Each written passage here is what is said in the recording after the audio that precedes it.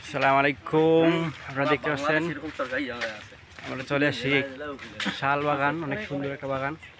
এখানে আমাদের সামনে আছেন আবু বকর ইসলামী এবং সাথে আরো অনেকে রয়েছেন, দেখতেই পাচ্ছেন।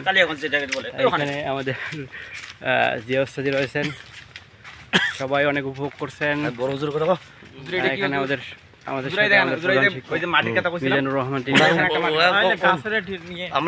আমরা একটু ওনার অনুভূতি শুনবো, কেমন লাগলো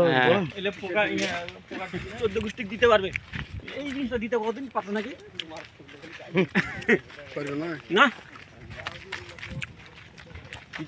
জঙ্গলে ঢোকা হচ্ছে আমরা। অসম্ভব করা যায় না। খাবো বিষ খাবার জানি বিষ খেলে আমার মরণ হবে।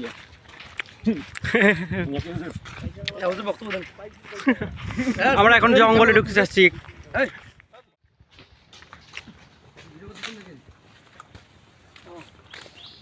অনেক সুন্দর জায়গা,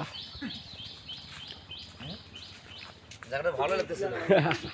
আপনার অনুভূতি জানতে চাই, কেমন লাগছে? আলহামদুলিল্লাহ, হ্যাঁ খুবই ভালো লাগতেছে। ভিডিওটা আমার লস করে দিয়ে দিলেন তোরা।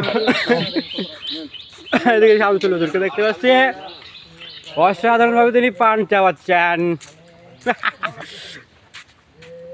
অসাধারণ লাগছে তাকে, সবাই আমরা উপভোগ করছি। সুন্দর একটি বাগান। এই যে খায়রুল আছে, কেমন লাগছে তোমাকে? তোমার এলাকায় আমরা আসছি। খুবই ভালো লাগছে আপনারা এসেছেন বলে। মাশাআল্লাহ। মোটামুটি এক জায়গায় মেশিন আছে, ওই মেশিনের পানি সারা বাংলা পাইপের